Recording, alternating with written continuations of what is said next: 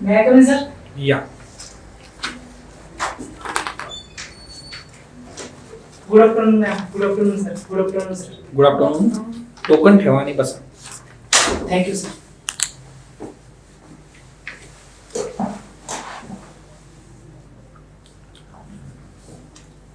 कुठून आलात बरं तुम्ही? सर बोरखेडी गाव तालुका लोणार जिल्हा बुलढाणा इथून आलेलो आहे. ओके, बुलढाण्याला आलात तुम्ही. Yes sir. किती तुमचा टोकन नंबर? 8 हा माझा टोकन नंबर आहे सर. बर. सो तुमच्याकडे करिअर ऑप्शनचा जर आपण विचार केला तर तुम्ही येत्या काळामध्ये ॲज अ ॲडव्होकेट म्हणून काम करू शकता. Yes sir. बरोबर. तुम्हाला जज का व्हायचं आहे बरं?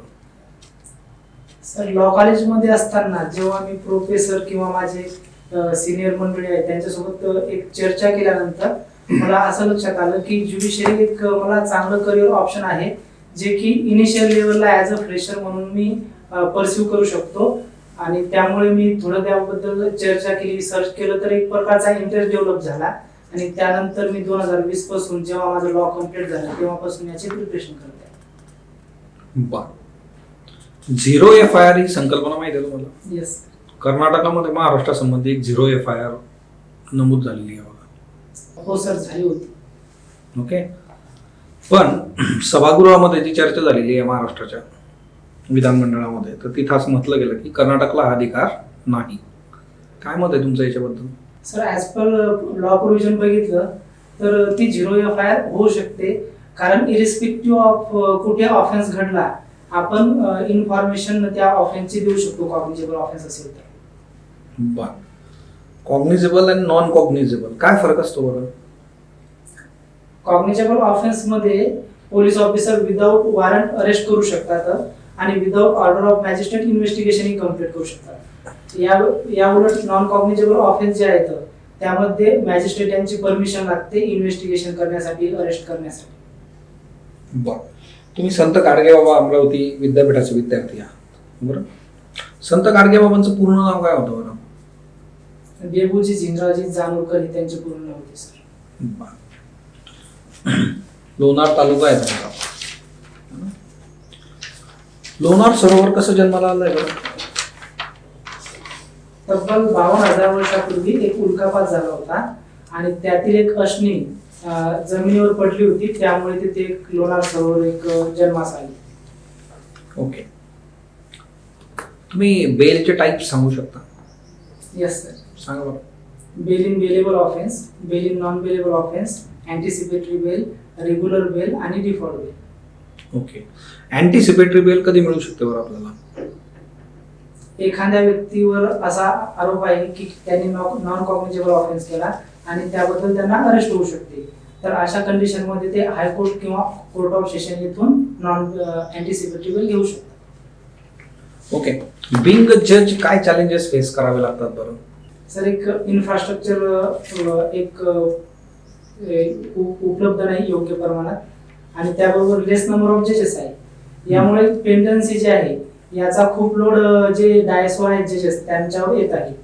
ही एक प्रकारची एक प्रॉब्लेम फेस करतायत सध्याच्या डायसवरील जजेस. बरं. आता जो कायद्यामध्ये आपण बदल केलेला आहे IPC 2 भारतीय न्याय संहिता, काय फरक पडला बरं याच्यामुळे? सर कालांतराने आपल्याला असं दिसून येईल की काही मॅटर हे खूप स्पीड डिस्पोज ऑफ होत आहे. म्हणजे एक ज्युडिशियरीमध्ये डिस्पोजल होण्याचे जे प्रमाण आहे त्यामध्ये एक वाढ होऊ शकते, जो की आपल्याला नेसेसरी होता. पण तुम्ही 2020 पासून या परीक्षेची तयारी करताय असं म्हणाला. Yes. या दरम्यान काही प्रॅक्टिस केली का तुम्ही? हो मॅम, मी सिव्हिल जज junior division judicial magistrate first class जे आहेत त्यांच्याकडे प्रॅक्टिस केली आहे. कोणत्या ठिकाणी, लोकेशन काय होतं? मेहकर. तिथे कसा आहे मग तुमचा आतापर्यंतचा एक्सपिरियन्स प्रॅक्टिसच्या दरम्यानचा? काय काय अनुभवल्या गोष्टी तुम्ही?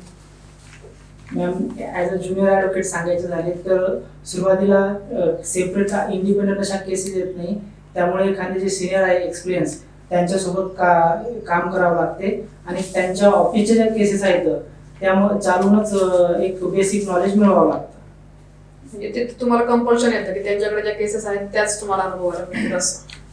Yes ma'am. असा इंडिपेंडंट एक्सपोजर करायला मिळत नाही सुरुवातीच्या कालखंडामध्ये, परंतु समोर चालून प्रॅक्टिशनर ऍडव्होकेट म्हणून आपल्याला एक मॅटर भेटू शकतात. ज्युडिशियल कस्टडी विषयी काय म्हणणं आहे बरं तुमचं? ज्युडिशियल कस्टडीमध्ये नक्की काय काय असतं? मॅम, ज्युडिशियल कस्टडी तेव्हा देतात जेव्हा एक पोलीस कस्टडी रिमांड द्यायची नसते किंवा अक्यूज पर्सनने बेलचं ऍप्लिकेशन केलं नाही किंवा बेल रिजेक्ट झाले आहे, अशा कंडिशन मध्ये ज्युडिशियल कस्टडी मध्ये पाठवले जाते. तेथे अक्यूज पर्सन हा जेलमध्ये ठेवला जातो आणि कंट्रोल हा मॅजिस्ट्रेट यांचा असतो त्यांच्यावर. बरं, मी तर बेल विषयी म्हणाला. बेल ग्रँट करण्याचे म्हणजे काय काय ग्राउंड असतात? ग्रँट करण्याचे पण किंवा रिजेक्ट करण्याचे? सुरुवातीला क्रिमिनल अँटीसिडेंट बघितले जाते, नेचर आणि ग्रॅव्हिटी ऑफ ऑफेन्स बघितला जातो, प्रायमरी फेसी केस मिळावत होते का हे बघितले जाते. आणि त्यानंतर जर असं लक्षात आलं की अॅक्युज यांना बेल दिली तर ते ऍब्सकॉन्ड होणार नाहीत, त्यानंतर ते एव्हिडन्सला कन्सील करणार नाही किंवा टीच करणार नाही किंवा जे ऍक्विंटेड आहेत पर्सन त्या फॅक्ट सोबत त्यांना काही इन्व्हेस्टमेंट जे प्रॉमिस करणार नाही, अशा कंडिशन मध्ये बेल ग्रांट केल्या जाऊ शकते. मग तुम्ही काही अनवेलेबल जे ऑफेन्सेस आहेत त्याचे एक्झाम्पल सांगू शकता? Grievous hurt, rape, murder, culpable homicide, theft हे असे काही ऑफेन्स आहेत ज्यामध्ये नॉन बेलेबल आहेत. बरं, आपण पाहतो का जनरली वेगवेगळी आकडेवारी वगैरे येत राहते की भारतातल्या आपल्या राज्यातल्या विविध न्यायालयांमध्ये लाखो प्रकारच्या केसेस पेंडिंग आहेत. Yes. तर त्याचं लवकर डिस्पोजल ऑफ करण्यासाठी तुम्ही काय काय सुचवाल, काय करायला पाहिजे? त्यासाठी सर्वप्रथम मॅडम नंबर ऑफ जजेस वाढवावे लागतील आणि ते नंबर ऑफ जजेस वाढल्यानंतर एक इन्फ्रास्ट्रक्चरचा एक प्रॉब्लेम येऊ शकतो, त्यामुळे तेही आपल्याला सुधारावं लागेल. आणि जे न्यू लॉ इम्प्लिमेंट केलेले आहेत त्यांनाही स्ट्रिक्टली इम्प्लिमेंट करावं लागेल. याने एक आपला तो प्रॉब्लेम काही अंशी सॉल्व्ह होऊ शकतो.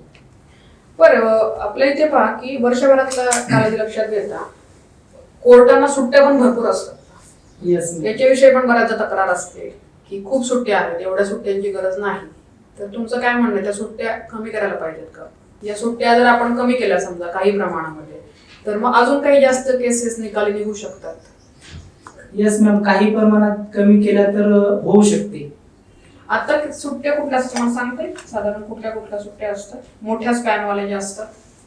समर व्हॅकेशन असते, विंटर व्हॅकेशन असते, किती त्याचबरोबर दिवसांच्या असतात? समर व्हॅकेशन साधारण काय कालावधी असतो? 1 मंथच्या आसपास असते मॅडम.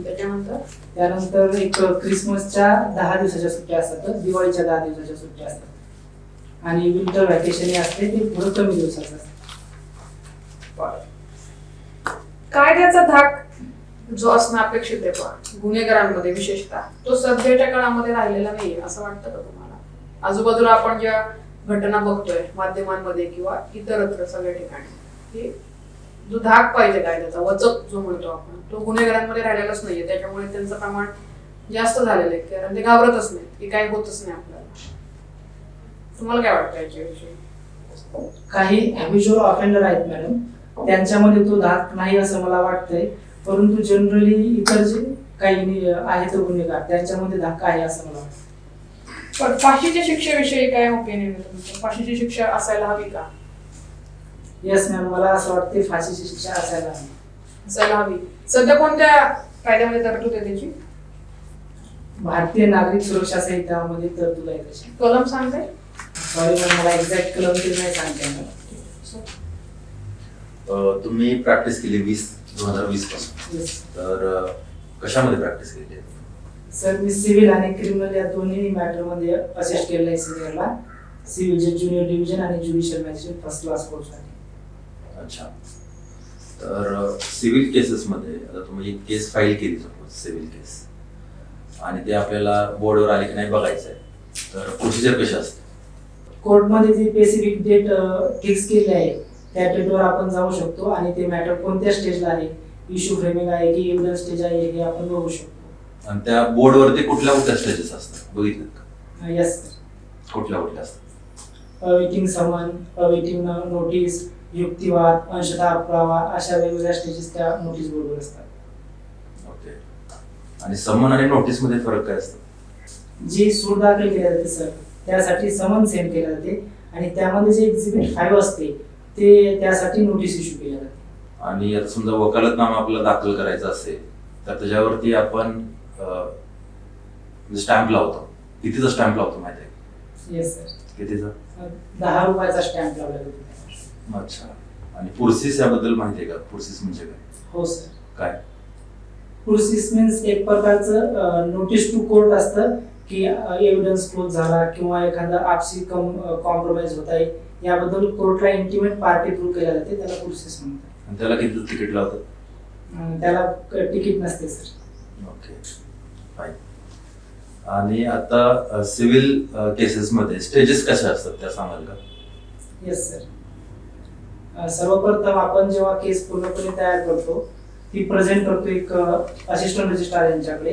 त्यानंतर ती स्क्रुटिनाइज होऊन ती फायलिंग होऊन एक पहिली डेट ठेवल्या जाते. त्या फर्स्ट डेटमध्ये एक ऑर्डर केल्या जाते. फर्स्ट ऑर्डरमध्ये जे डिफेंडंट आहे त्यांना WS 30 डे मध्ये फाईल करावा याबद्दल सांगितले जाते. जर ते अपील झाले आणि त्यांनी WS फाईल केला तर एक इश्यू फ्रेमिंग बद्दल डेट ठेवल्या जाते आणि फ्रेम इश्यू झाल्यानंतर एव्हिडन्सच्या स्टेजला केस जाते.